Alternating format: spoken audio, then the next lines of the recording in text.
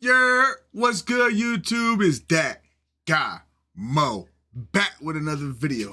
And today I got YarnHub when a p40 battled 15 Japanese fighters. Look, if y'all don't know about YarnHub, amazing channel. Like, they take these different stories or historic battles and they animate it, and their animations are top notch. If you know, you know, and if you don't know, you about to find out. You heard? Now, enough of me talking. Let's get to the video. It's the 17th of May, 1944, and Lieutenant Phil Adair is in charge of a flight of Burma Banshees, 4 planes painted with screaming, sharp-toothed skulls. Today, their mission is to bomb Japanese ground targets. Adair grips the control stick and turns the nose of his aircraft towards the dense, sprawling canopy of the Burma. 1,200 horsepower. It's with the p40. This is the p40. 6,300 pounds empty. Max speed 375 miles per hour. Pretty good back in the day. Armament, 6 50 cal machine guns and 2 250-pound bombs. From a jungle. Okay. Peering through the haze at the landscape, he sees flashes of gunfire and explosions punctuating the thick green expanse.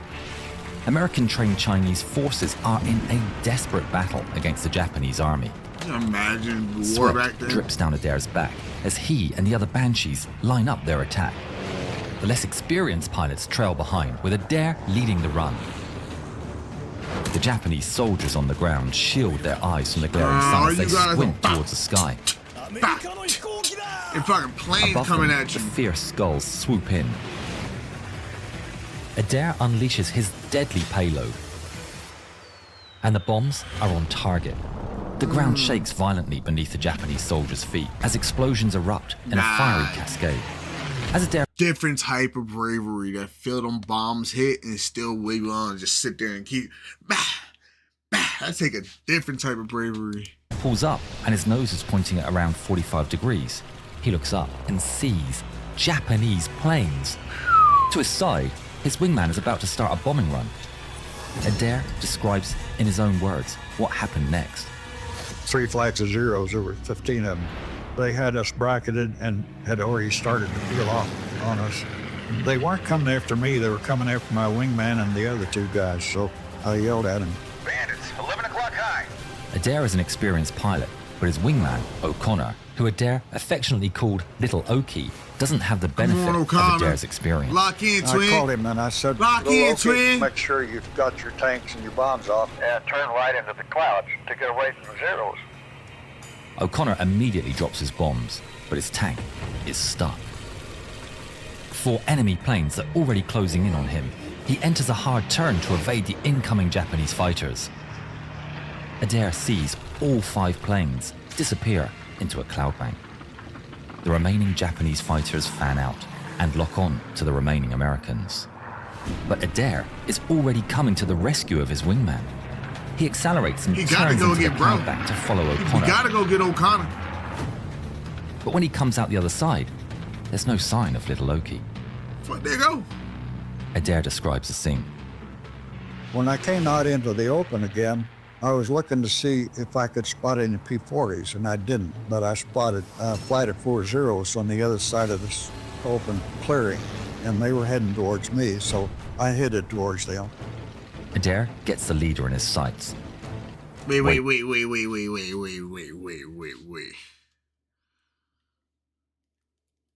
Did bro just say, I saw 4 of them heading towards me, so I headed towards them?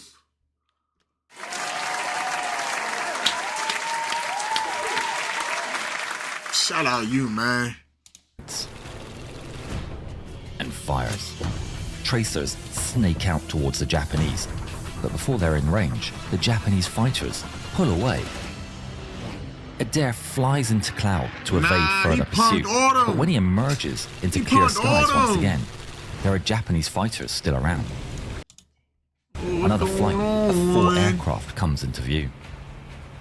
I did the same thing with them. I headed towards them, and the first 3, they all broke to the left before they got in range. But the number 4 man didn't do that. He kept coming. He thought he so he I had waited main until I character was energy. sure that he was in range, and the instant I squeezed the trigger, his airplane just disintegrated. I must have hit him dead center because the airplane just flew apart. With one plane down, Adair quickly maneuvers back into the cloud bank. Bro thought he was the main character and got I could see an dismantled. airplane that had spotted me and headed towards me, Got dismantled. and I headed towards him, and he kept coming and coming. When he got looking pretty big in my sights, I figured, well, he's well within range now, so I squeezed the trigger and I was shooting at him, and he was shooting at me. Yo, I fighting couldn't back see the then was bullets, but I knew crazy. what You he was just doing. head I up, could see tracers. head up. And all of a sudden, the canopy got so That's big in my gun crazy. sight that I knew he was real close. And he went right over the top of my airplane. And when he did, he was close enough that I could both hear and feel this whomp as he went by. As he went by, I rolled over and started to get down to a lock lower eyes level. with the op. And as I did, when I was upside down, I could see a zero that was painted a bright green on the top, shiny as could be. Whoa. That's cool. So after he went by, I looked and there was a zero come from the other direction down lower than me. Using the advantage of altitude, Adair turns the plane and expertly swings in towards the rear of the Japanese That's fighter. gas. That's gas. The Japanese Hayabusa, or Peregrine Falcon, OG got drifts it. towards Adair's sights. And Adair catches the Japanese plane with a deflection shot. The wing disintegrates and the fuselage rolls over, plummeting towards the rocks below. You can't pull the. Nah, they ain't got parachutes. So I knew that that was two that I had shot down there, and I had shot at several others, and no idea whether I'd hit them or not.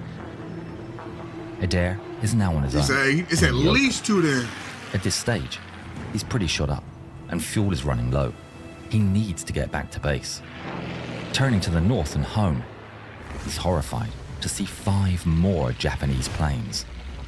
Outnumbered and without an altitude advantage, all Adair can do is turn and run. The Yeah, stick I mean, trembles in Adair's 5 hands of as he them? guides his wounded Oh, yeah, they P40 OD with to the it. south. Oh, man. The Japanese planes catch up fast. Their tracers are streaking past Adair's cockpit in deadly arcs. He throws his P40 into a last resort defensive maneuver, pulling hard on the controls until the plane shudders around him. The world becomes a blur of metal and sky as he twists and rises through the air, desperately trying to shake off his pursuers. Yo, this internet is just crazy. I feel like I'm watching a movie. Japanese fighters slash through his field of vision again and again, their guns spitting tracers and lead. Then, through all the chaos, he spots what Got could it. be What happened to salvation, O'Connor? albeit laced with danger. It's a thick bank of clouds with a massive rock formation jutting through its surface. Despite the That niggas extreme ain't got no danger, aim. You Adair, got 5, y'all? outnumbered and shot up, weighs his options and dives towards the cover below. He manages somehow to get into the clouds. With skill and some luck, he misses the rock, and when he emerges on the other side, he heads back north into the clear skies. That boy nice with it. Bamboo 2, come in. O'Connor, do you copy? O'Connor. I started a little bit calling my flight.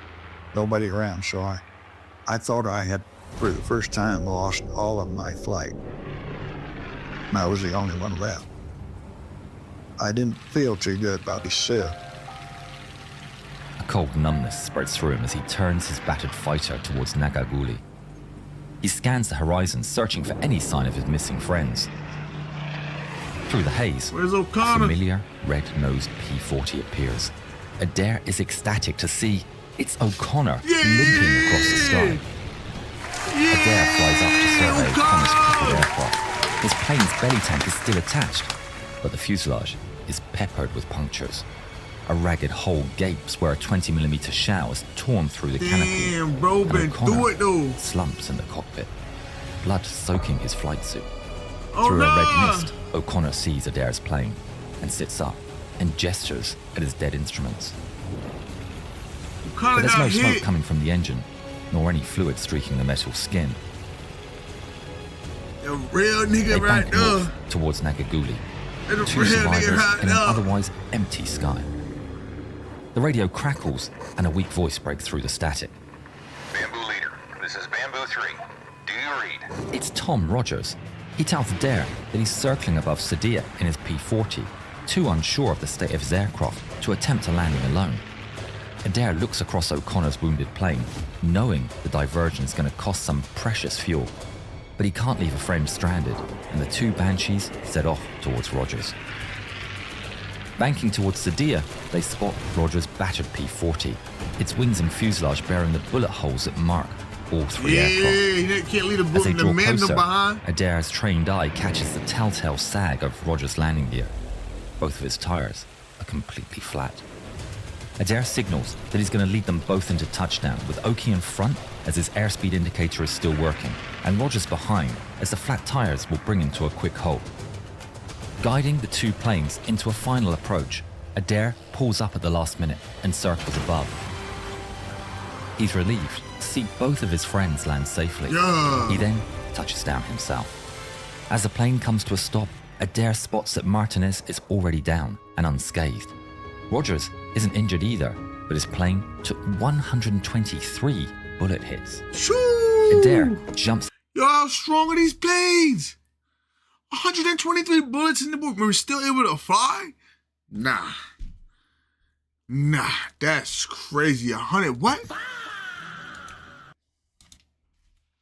Out of his plane and runs towards O'Connor's broken P40 to see him terribly hurt. Yo, go get He Brody. was pretty badly hurt. He didn't get back to flying again. As far as I know, he probably never did. He survived, but he died several years later from the wounds on his left side where the cannon shell went off and took the convoy. Despite O'Connor's injuries, 4 men flew out and 4 men flew home to tell the tale. That Adair is some pilot. Did you hear about the time he turned upside down to make it home? Watch this film and find out. One pilot fought 64.